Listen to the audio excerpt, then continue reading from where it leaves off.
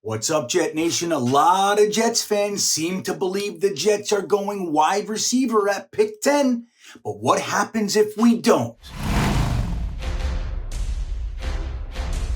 What's up, Jet Nation? This is Greenbean coming to you from a closet in Staten Island. This is my little designated space while I'm up here celebrating Easter with my family on the Northeast, near so many of you. But we're in here and we're going to talk about some wide receivers. You see, most Jets fans that I talk to, seem to think it's a foregone conclusion that the Jets are going to grab a wide receiver in the first. Some even think that it might be at pick 4. Maybe a guy like Jameson Williams if you want to beat the Atlanta Falcons.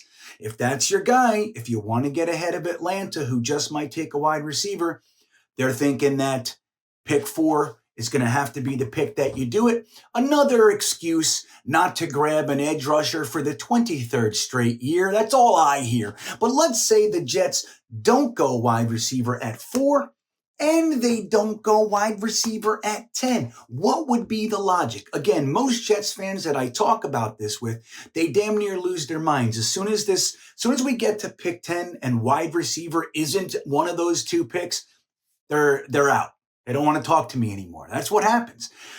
But it's a very real possibility that the Jets won't do that because they may see this wide receiver class as deeper than it is stronger. Now, we've talked about this all the time. We don't have to go into the exact reasons that would lead a team to that conclusion, but let's just entertain the idea if they did. What does that look like? Everybody panics about the end of the first round with teams like Green Bay, who just traded away Devontae Adams. You have the Kansas City Chiefs, who just traded away Tyreek Hill. Both of them have 2 picks, so it's kind of safe to land on the idea that they're not leaving the first round without at least some attempt to replace those great receivers. Fair enough? So you're going to see 2 go off the board right at the end of the first round. The Jets being at 35, it can be just so aggravating. If you're there, you're watching player get picked after pick after pick after pick, and the wide receivers that you want are there, and then boom, boom, right before the end of the first, no wide receivers left because the teams took them. Right? That's our fear. And then there's even discussions of jumping back up into the first to try to jump KC and Green Bay. And what this is that it's governing your draft based on fear, right? Now you have to be very realistic on what can and can't be there. Now, every year the draft goes in crazy ways. Guys that we never thought would be in the first are taken. Guys that we never thought would make it to the back end of the second and even third round are still sitting there. Why? Who knows? It happens. It's just the way that things happen. So you have to include all of your likelihoods. At the same time, you have to be ready to pounce when guys slide through. So what kind of guys can slide through this draft for the wide receiver position? Let's say Atlanta does take a wide receiver. Let's say that there's a few more teams that take wide receivers, and then Green Bay and KC go ahead and scoop one up too. Let's be a little bit liberal here and say that 5 wide receivers go in the first round. Now, this, by many people's assessments, this really isn't a top-heavy wide receiver class. You do have some good ones, Garrett Wilson, obviously Jameson Williams. If it wasn't for the injury, he would definitely be wide receiver 1 on most boards. But then you have guys like Treylon Burks, Drake London, and even Chris Olave, right? So let's say that those guys are gone. Let's look at who's left and what would they really be offering the New York Jets. Now, we already know that Joe Douglas tends to like RAS scores. Now, RAS scores, relative athletic scores, is a compilation of all the combine drills, and they put it together and they say, hey, this is what this guy, his output, his performance really looked like as a collection. So guys like Denzel Mims that we already have had a 9.75 on the 1 to 10 RAS score scale. We see guys getting 10s here and there. We see guys that we think are really athletic and they come out and they lay eggs and they get 3s, 4s, and 5s. Look at Treylon Burks. Most people have him as a first round wide receiver. He had a 5.75, a 5.75 RAS score. So he did not have a good combine, and that's where all the second round Traylon Burks talk started. But hey, maybe Traylon Burks is even there because of that. So RAS scores can really impact the way teams look at wide receivers. And it could make a guy slide maybe 10, 15, 20 more picks than you initially thought he would, all because of the athleticism output and what they look like when there's no competition on the field. Where's their potential with their athleticism? And that's where this kind of comes from. So let's say Jameson Williams, Garrett Wilson, Drake London, Chris Olave, and Traylon Burks are off the board. Let's just say that they're off the board. Obviously, we can have this guy or that guy, and it's more than likely going to happen. But we don't know, so let's just say that the top 5 guys are off the board. Okay? Jameson Williams, okay, sorry. So those guys are off the board. The Jets have picked 35 and 38.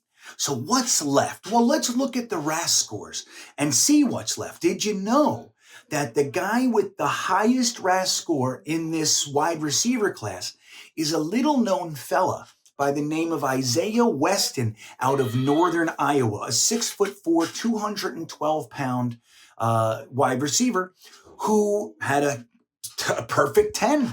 He's as athletic as you can be coming out of those drills.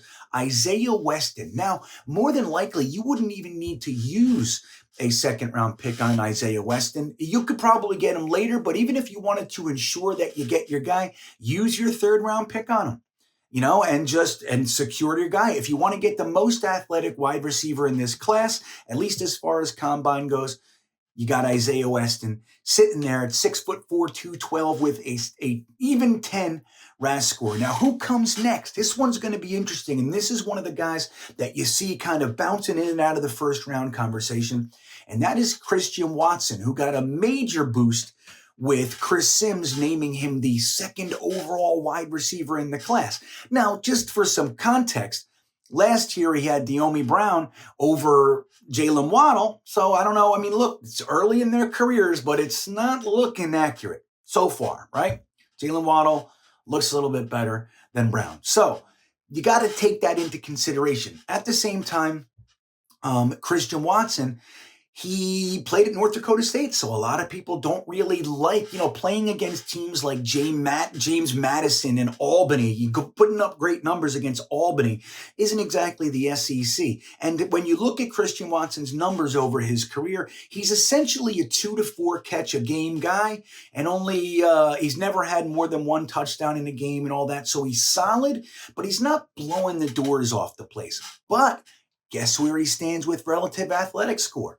Number 2, with a 9.96. So you look at the way that his career has gone. He's put up very, very solid numbers, and his athleticism, and he's also 6'3", 2 bills. That's a perfect guy that you want to bring in. So in the event you wait out the wide receiver class in the first round, more than likely, potentially, Christian Watson can be sitting there at pick 35 for you. Now, wouldn't you be happy with that? Well, who's next? Now you got a guy a little bit further down on the list, but as far as RAS scores go, you got a 9.93, and this is Kevin Austin out of Notre Dame. 6'2", 209, another big-bodied wide receiver, but he pulled in a 9.93.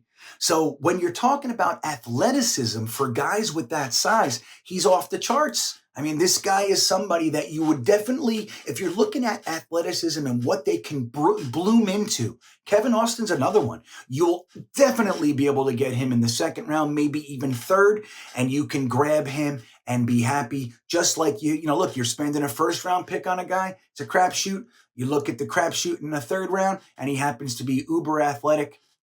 There you go. So you have Alec Pierce. Now, this guy has been climbing the board steadily in the offseason, had a fantastic combine with a 9.8 RAS score. Alec Pierce out of Cincinnati is 6'2", 213 pounds, so a little bigger still. And a lot of people love him. The way that Dom C over at greenbeanjetsfan.com labeled him is that he's excellent at He's really good at everything, but excellent at nothing. So he's a very well-rounded wide receiver. Doesn't blow your doors off with any one trait, but seems to be very good at a lot of traits, which can be just as beneficial, right? So Alec Pierce, gonna be there in the second round. No doubt about it. It would be mind-blowing if Alec Pierce ended up being a first-round wide receiver. Again, 6'2", 213, 9.8 RAS score. You know what I mean? So now you got guys that we talk about a little bit more, but we're looking at injuries and stuff like that. George Pickens, he's got a 9.33 RAS score. And we all know his size is great, 6'3", 205. He's a player with an attitude at college. He plays mean, he plays aggressive, he's a ferocious blocker. The only deal with him is injury, so that injury will more than likely push him into the second round. I don't think he's going to make it through the second, but he could. He's one of those types of guys. Teams are going to love him and be willing to overlook that stuff, or teams are going to say, no way, I can't take a chance on this many injuries, and they're going to take him off the board. Now, surprisingly, in 2020, I thought Laviska Shenault was going to be a similar type of scenario. I loved Laviska Shenault coming out of college, my favorite receiver in that whole draft. But the injuries, and where did he go? First. He went enough. Now it's the Jaguars and all that, but he's had 260 catch seasons. He's had some drops and everything, but he's not exactly a bust. 260 catch seasons, the guys call him a bust. Anyway, he's a guy who had injuries in college. He's been nicked up in the pros, but nothing similar. And again, 260-yard seasons on terrible teams. So he's a guy that's more than likely going to make it. But again, the talent was there. The injuries weren't. So that's where George Pickens falls. Maybe somebody takes a swing at him in the first. Doubt it. But second round, he's going to be sitting there. You want a 6'3" wide receiver. George Pickens will be sitting there in the second, most likely, and you can nab him. He's got a 9.33 RAS score. And let's look at the last one I have for you, Calvin Austin. This guy's a different mold than the big bodies that we're talking about up here. But he comes in with a 9.43 RAS score, and he is 5'8", 170 pounds. He's slight, but that was the concern that we had with Devonta Smith. He's even tall and slight, but 170 pounds is going to be, it's a little unnerving for guys like myself. But again, 9.43 RAS score, super athletic. You're definitely going to get Calvin Austin in the third round. So if you're looking at bringing on a guy who's, like, if you don't love the wide receiver class and you're taking a swing on athleticism and things like that, you could conceivably wait till the third round. Or you could be safe and get him in a second, but you can grab Calvin Austin in the third round, and he's more than likely going to be one of those third-round wide receivers that blows the doors off the NFL. That's probably who he's going to be. We see it every year. There are guys that nobody will touch in the first, and they come in the second, third, fourth round, and they're instantaneous hits. Calvin Austin, Kevin Austin, George Pickens, Isaiah Weston. That's who we're talking about here. So when you see a scenario where you don't love the wide receiver to be picked with a top 5 or top 10 pick, you can more than likely still consider getting one in the second and have a similar feeling about what they're able to contribute to the team. And that's what we're looking at. There are more, of course, but what do you guys think of those guys, that batch of wide receivers? Are you too nervous to wait till the second and bet on their athleticism? The most athletic guys are not the guys we're talking about in the first. That's not them. So, we're talking about production and all that sort of stuff, which obviously needs to be valued, right? But let's just take a look. The highest out of the top guys with their RAS score is Chris Olave, with an 8.62. Like I said, Treylon Burks has a 5.75. David Bell has a 3.97. It's kind of crazy. It's kind of crazy. So Garrett Wilson has a 7.7 RAS score. And what do we think about him? We think he's athletic. Not at the combine, he wasn't. So what do you guys think? Are you willing to wait? Are you willing to try to maximize our value in this draft? Or are you just too freaked out you want to get a wide receiver in the first round? Don't forget, the Jets haven't picked a wide receiver in the first round since Santana Moss. And before that, it was Keyshawn Johnson. We're not exactly taking first-round swings on an important position. They might want to do that, at least for the fifth-year option piece. You see what their salaries wide receivers are getting, so who knows? Let me know in the comments. I hope you guys are having a good holiday weekend with Passover and Easter. That all said, have a great day, everyone, and go Jets.